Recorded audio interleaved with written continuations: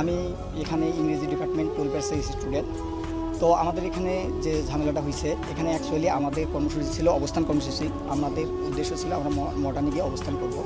কিন্তু আমাদের যে এখানে ছাত্র সংগঠন আছে, তারা আমাদের আগেতেই জানিয়ে দিয়েছিল যে অবস্থান ছাত্রলীগ ছিল এখানে।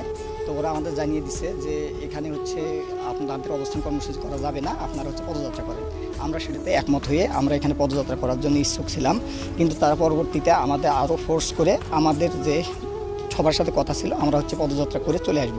কিন্তু আমাদের যখন ক্যাম্পাসের গেটে যখন চলে গেছে, তখন ছাত্রলীগ সহ বাকি স্যাররা যারা আছে তারা আমাদের হচ্ছে বাধা প্রদান করছে।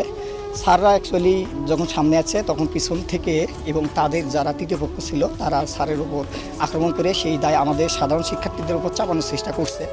এই রকম যে আন্দোলন থাকে, সেই আন্দোলনগুলোতে বরাবরই তৃতীয় পক্ষ ঢুকে এবং সাধারণ শিক্ষার্থীদের উপর দায়